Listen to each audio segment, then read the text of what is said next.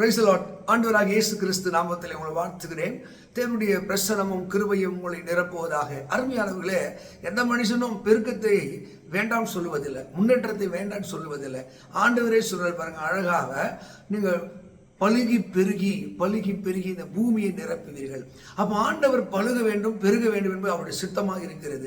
ஏசாயா 54ஆம் அதிகாரம் 3ஆம் வசனத்திலே வலது இடது இடங்கொண்டு நீ பெருகுவாய், அந்த பெருக்கத்தை அவர் டிக்ளேர் பண்றாருங்க. ஒருவேளை குறுகி போயிருக்கலாம், தொழில் ஒரு குறுகி போயிருக்கலாம், குடும்பம் சின்ன குடும்பமா இருக்கலாம், ஆசீர்வாதம் குறுகி போயிருக்கலாம், சம்பளம் குறுகி போயிருக்கலாம். உங்களை பார்த்து என்னை பார்த்து சொல்லுகிறார், நீங்கள் வலது இடது இடங்கொண்டு பெருகுவாய். ஒருவேளை ஊழியர் செய்யலாம், ஊழியர் குறுகி போயிருக்கலாம், நீங்கள் இன்னும் ஃபேமஸ் ஆகாமல் இருக்கலாம், இன்னும் அந்நருக்கு அறிமுகமாகாமல் இருக்கலாம், ஒருவேளை தொழில் ஒரு சின்ன தொழிலாக இருக்கலாம். தேவன் ஒன்றை சொல்லுவார் என்றால் அதை கண்டிப்பாக செய்வார். இப்போது இருக்கிறதை பார்க்கிலும் நீங்கள் 1000 மடங்கு அதிகமாகும்படி பெருகும்படி உன் தேவனாய கர்த்தர் உங்களை ஆசீர்வதிப்பார்.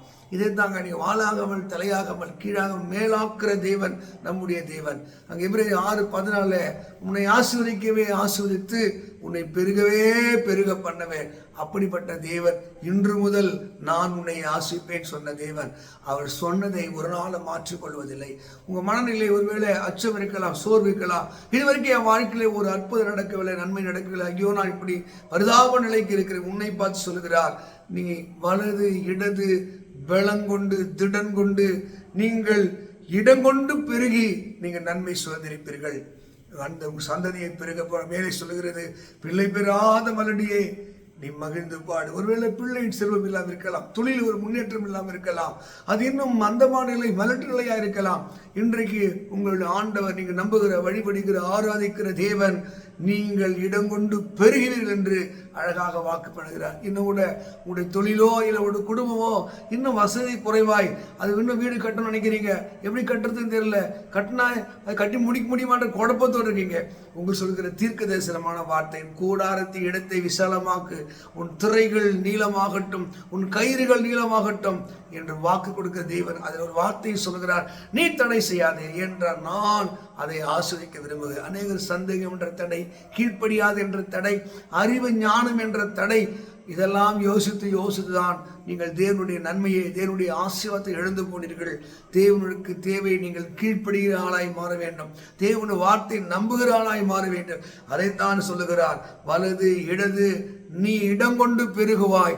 அந்த வாக்குத்தத்தை கொடுத்தவர் அவர் பொய் உரையாத தேவனாய் இருக்கிறார். பரிசுத்த வேதத்திலே கொஞ்சமாவது கொஞ்சம் எண்ணெய் பெருகினது, 5 அப்போ 2 மீன் பெருகினது, சாதாரண ஒரு குடம் எண்ணெய் பெருகினது.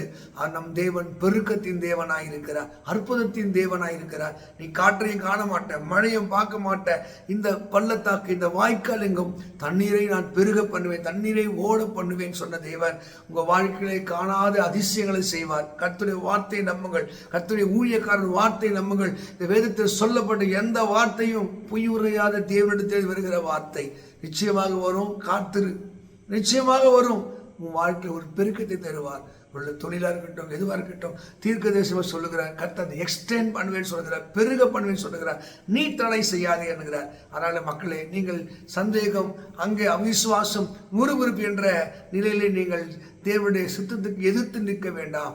தேவன் என்ன சொல்லுகிறாரோ அப்படி கீழ்ப்படிங்கள். 2 ராஜாக்கள் 7ஆம் அதிகாரத்தில் கர்த்தர் இந்த இடத்துல ஒரு சேக்கால் கோதுமை, ஒரு மரக்கால் கோதுமை இவ்வளவு சீப்பா கிடைக்குன்னு சொல்லும் போது ராஜாவுக்கு கையில் கொடுக்க பிரதானியால் நம்ப முடியவில்லை. தேவனுடைய வாக்கை சந்தேகப்பட்டபடினாலே நீ கண்களாக தான் பார்ப்ப, நீ அனுபவிக்க மாட்ட. கர்த்தர் வாக்கு கொடுத்தார்னா நிச்சயமாக அது செய்வார்.